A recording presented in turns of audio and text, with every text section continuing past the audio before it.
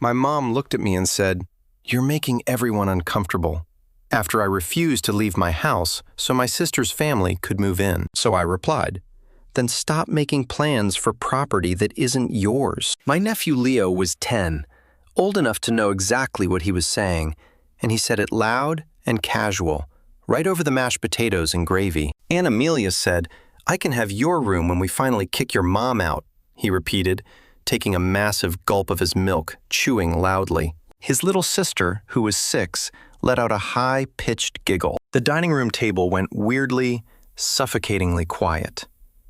It was the kind of silence where you could hear the air conditioner click off in the background. Someone's silver bracelet clinked against a glass. My sister Amelia smirked down at her plate like she had just personally won the lottery. My daughter Mia immediately flushed red. Her cheeks went blotchy, a physical reaction she always had when her anxiety spiked. She looked down at her plate of peas. Then she did what she always did when she was terrified of being a burden or being perceived as rude. She leaned closer to me, her small shoulder pressing against my arm, and whispered so softly that only I could hear, "Are we getting kicked out, Mom?" My hands started shaking under the table. I pressed my cloth napkin flat against my lap, running my thumb over the stitched seams, counting them to ground myself. My throat felt incredibly thick, like I had swallowed a stone. I looked around the room. This was my dining room. These were my ceramic plates. That was my grocery list pinned to the fridge behind me, detailing the exact brand of oatmeal Amelia demanded I buy for her visits. Their heavy casserole dishes sat on my granite counters. Their expensive winter jackets hung on my entryway hooks.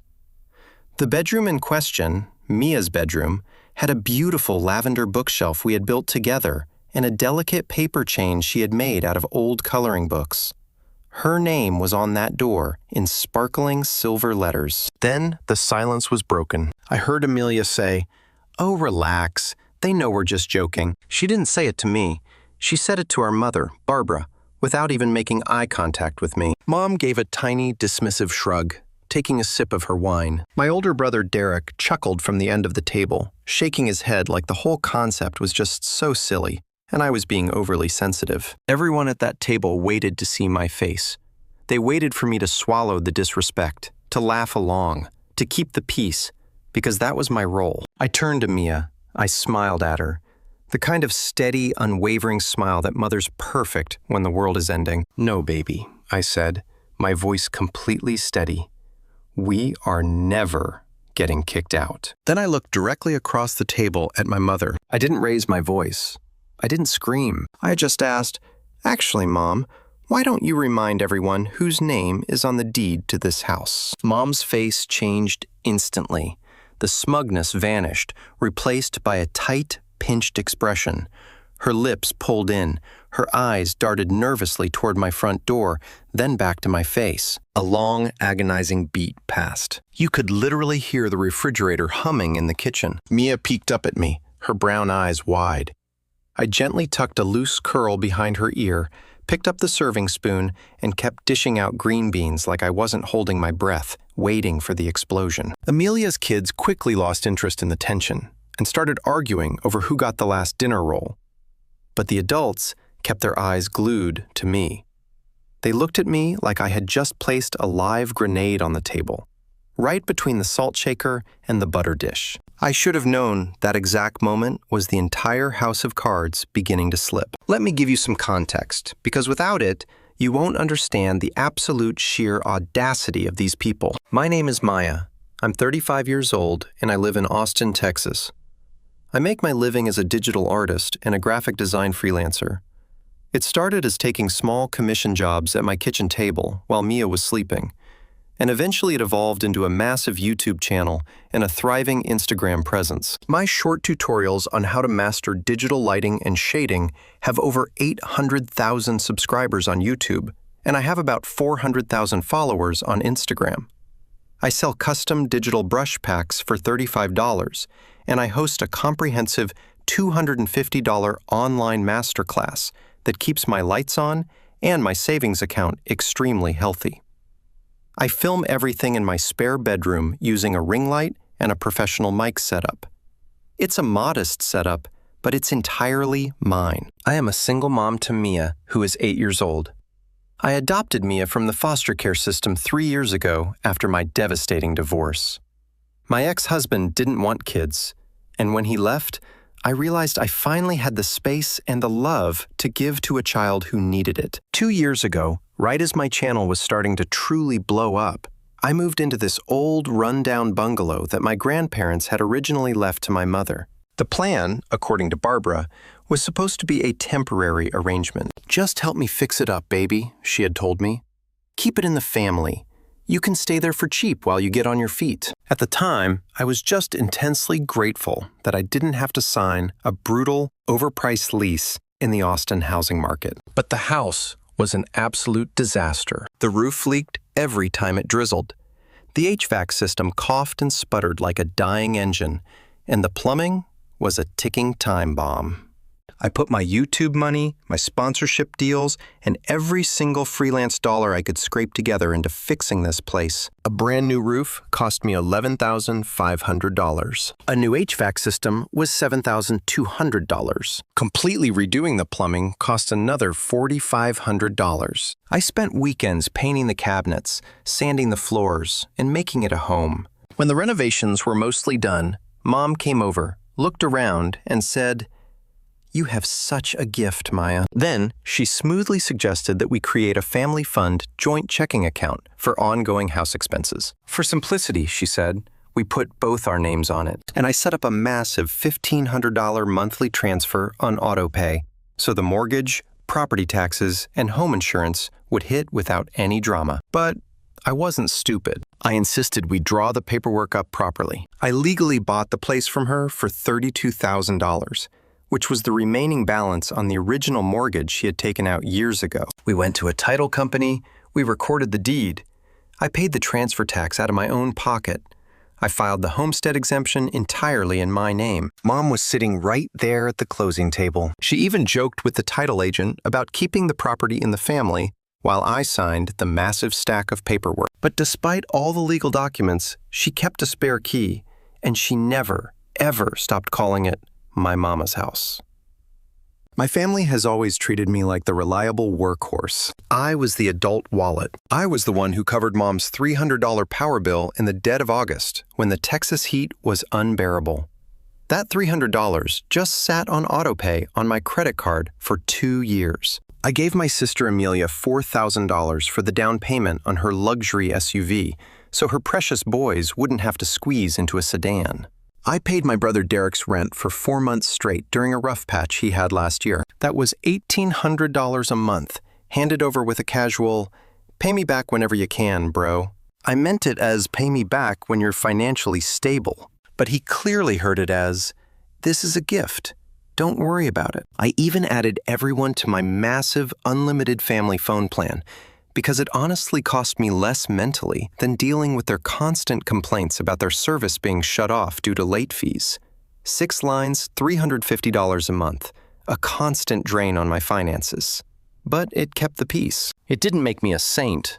It just made me exhausted. They tolerated my unconventional career because my career funded their lifestyle. Mom would eagerly clap at my YouTube milestones if a tech company sent me a free iPad or a drawing tablet.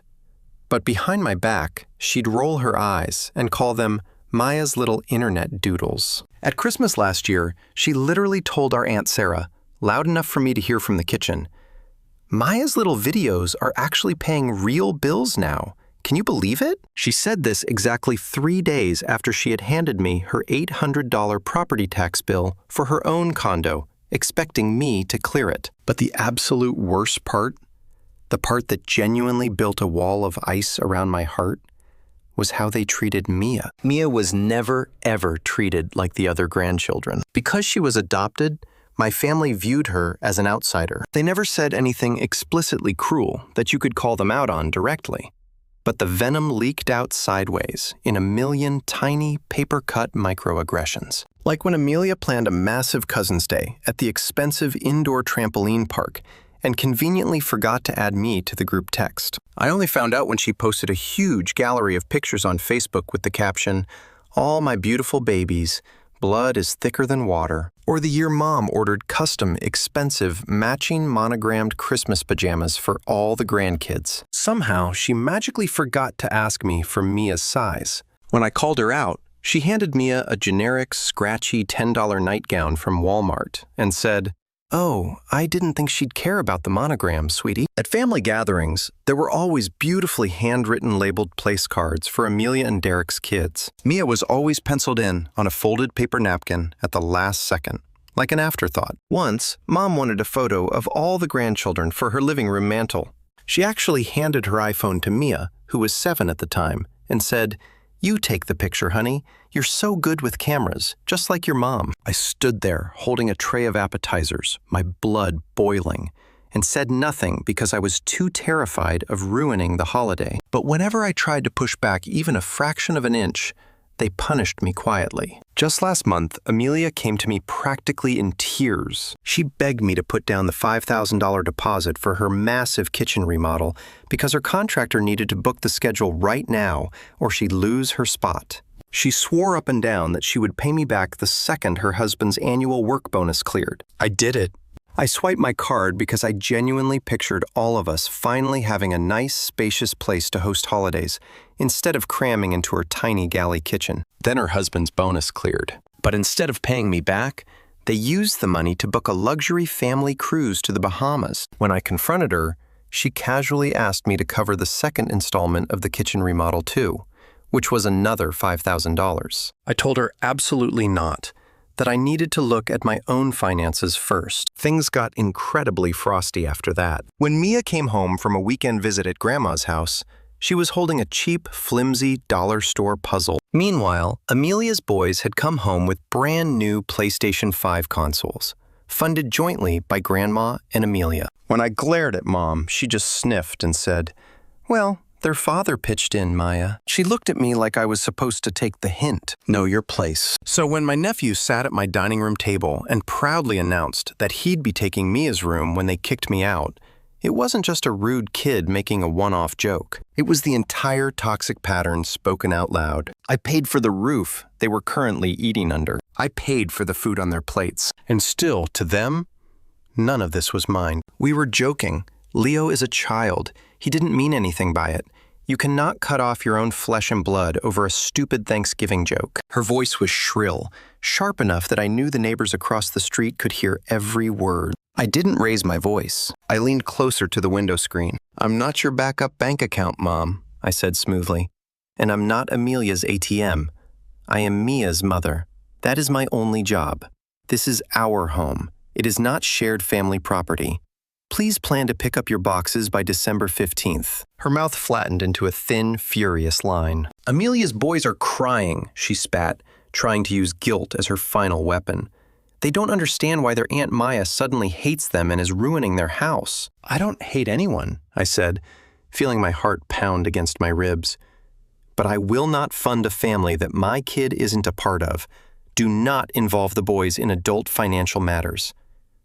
Goodbye, Mom." I slid the window shut and locked it. It felt childish to lock the window, but it also felt like the most incredibly adult thing I had done in my entire 35 years of existence. Over the next 48 hours, the fallout was apocalyptic. Amelia called me 14 times in a row. When I blocked her number, she started sending me massive essay-length emails. She detailed how her kitchen was currently a hazardous construction zone, how they had to eat takeout for every meal, and how dare I ruin their family holidays. "How do you expect us to have family dinners at my place if I don't even have an oven, Maya?" she typed in furious, bold letters. I replied with one single sentence. "I won't fund a family my kid isn't a part of." She replied instantly. "Please stop making everything about Rachel. You are so obsessed with making her the victim." I didn't reply. I just archived the email thread. I was entirely done explaining myself to people committed to misunderstanding me. By noon on Saturday, the flying monkeys had been fully deployed. I received direct messages on Instagram from extended cousins I hadn't spoken to since high school, all asking if I was having a mental breakdown. My brother Derek sent me a text saying he was coming over to talk some sense into me. I texted him back, "If you show up uninvited, I will consider it trespassing and I will call the police. I am not joking. He didn't show up. But then the situation escalated from petty family drama into absolute terrifying insanity. On Monday morning, while I was dropping Mia off at school, my phone rang. It was an unknown local number. I answered it cautiously. "Hi, is this Maya Reynolds?" a gruff voice asked. "Yes, speaking. This is Dave, the contractor working on the Williams Kitchen project.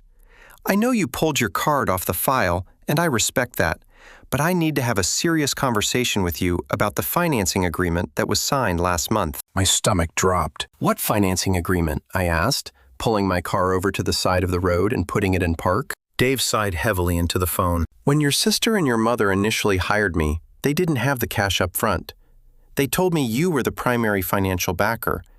They provided a signed guarantor contract stating that if the credit card payments failed, the remaining balance of the $30,000 remodel would be secured by a lien against a property." "A lien against Amelia's house?" I asked, my voice trembling. "No, ma'am," Dave said quietly. "A lien against your house, the property on Elm Street. They provided a copy of your deed, your tax records, and a signature that matches the one on your credit card authorization form. If Amelia doesn't pay me the $5,000 by Wednesday, my legal team is automatically filing the lien against your property." The world went entirely silent. The blood roared in my ears. They hadn't just been using my credit card. My mother and my sister had actively conspired to forge my signature on a legal financial document to use my paid-off house as collateral for a luxury kitchen remodel. That was why Mom had been so smug about the family fund account. That was why she had kept copies of the deed paperwork. They believed they owned me so entirely that committing felony fraud was just a casual family errand. "Dave," I said, my voice dropping to a dead, icy calm, "I did not sign that document. I have never seen that document. I am driving to the police station right now to file a report for identity theft and forgery. I need you to email me every single piece of paper they gave you." Dave paused. "Are you serious?" "They forged it. Send it to me right now," I demanded. He did. Within 5 minutes, I was staring at a PDF on my phone. There it was, a crude, obvious forgery of my signature at the bottom of a contractor's lien agreement. I didn't call Mom. I didn't text Amelia. I drove straight to the Austin Police Department. I walked in, slammed the printed emails, the forged contract, my actual ID, and my authentic deed paperwork down on the desk, and I filed a massive, detailed police report for identity theft and wire fraud. The detective I spoke to took one look at the documents, looked at the timeline, and shook his head. "Family cases are always the messiest, ma'am. Are you absolutely sure you want to press charges? This could mean jail time for them." "Press them," I said without hesitation. "Press all of them." By Wednesday afternoon, the police had paid a visit to Amelia's house. The explosion that followed was nuclear. Amelia's husband, Mark, who had apparently been completely oblivious to the forged lien and thought the kitchen was being paid for by a legitimate bank loan, absolutely lost his mind. When he found out his wife and mother-in-law had committed felony fraud, he packed a bag, took the boys, and went to stay with his parents. He filed for divorce 3 weeks later. Mom was forced to hire a criminal defense attorney. To afford his retainer, she had to sell her beloved luxury sedan and drain her retirement savings. The criminal investigation is still ongoing, but the lawyer informed her that unless she pays Dave, the contractor, the full $30,000 out of pocket to make the civil issue disappear, the DA is likely going to pursue the forgery charges aggressively. The family phone plan officially suspended on December 5th. I watched the lines go dead on my Verizon dashboard. My monthly bill dropped from $350 down to $85. The house got incredibly quiet, and it was a beautiful, profound kind of quiet. The thing about setting massive, life-altering boundaries is that the middle part is actually really boring. You don't have dramatic movie monologues every day. You make rice for dinner. You edit your YouTube videos. You explain to your 8-year-old daughter that sometimes grown-ups act very badly, and it is never, ever a child's job to fix their mistakes. You check the front doorbell camera when a slow car drives by, and you actively decide not to panic. I slept better the night I checked the security footage and saw my mother walk up to my door, try the new keypad code, sigh in defeat, and walk back to her rented Nissan Altima. Not great, but better. Mia and I started a new ritual on Sunday nights. She called it Spaghetti Night, saying it with the enthusiasm of a kid announcing a blockbuster movie premiere. I browned garlic in my heavy, dented Dutch oven and let the tomato sauce bubble for hours while she set the dining room table with the mismatched, colorful plates we had bought at a thrift store. I purposely put 2 extra chairs at the end of the table, leaving them completely empty. It wasn't a stunt. It was just a quiet, visual reminder that we had plenty of space in our lives, but only for people who showed up with kindness. Aunt Clara came over the first week without even asking if it was okay. She brought a massive bagged salad and a white cardboard box full of fresh cannoli from the local Italian bakery. She hugged Mia like Mia was the absolute most important child on the planet. After dinner, Mia grabbed Aunt Clara's hand and gave her a grand tour of her bedroom. The lavender bookshelf, the paper chains, and the brand new paint on the accent wall. We had painted it the previous weekend. Just the one wall. She had picked the exact color from one of my digital art tutorials. Ocean glass. A deep, calming, beautiful blue. We had laughed until our stomachs hurt when Barnaby the cat tried to attack the paint roller like it was a fuzzy blue mouse. We wiped up the splatters together. The room looked incredible. It looked like a place where someone planned to stay forever. I put the homestead exemption paperwork back into my secure filing cabinet, but I kept a copy of the deed in the top drawer in the kitchen, right next to the takeout menus and the spare rubber bands. I don't keep it there to wave it in anyone's face. I keep it there just so I can reach in and touch it with my thumb sometimes when I'm waiting for the pasta water to boil. Proof. Not for them, for me. Amelia hasn't texted me since the police showed up at her door. Mom sends the occasional pathetic test balloon, a forwarded Facebook joke, or a vague text saying, "How is Mia doing?" with absolutely no apology wrapped around it. I answer only the questions concerning my daughter. Short, civil, gray rock responses. If they ever mention the legal fees or ask for money, I simply reply, "I am not your bank," and I leave it on red. If they say they miss our family dinners, I reply, "So do we," but family means Mia too. On our third spaghetti night, Mia sat at the kitchen island and drew a picture with her crayons. She walked over and taped it to the refrigerator, right over the grocery list. It was a drawing of a little square house with a brown roof. Standing on the green grass were 2 smiling stick figures and a lopsided yellow tree next to the porch. Above the drawing, she had written in careful, spaced-out letters, just like she practiced on her school spelling tests. Mom and Mia's house. We went to the local garden nursery the very next day and bought an actual lemon tree, a skinny, fragile little thing with a tag that said, Meyer Lemon. We dug a hole in the side yard with a borrowed shovel. The Texas dirt smelled rich and heavy, like incoming rain. Mia pressed the dark soil down around the roots with her bare hands, her face smeared with dirt. She looked up at me, the sun catching in her eyes. "Will it stay here forever, Mom?" she asked. "Yeah, baby," I said, my voice thick but completely steady.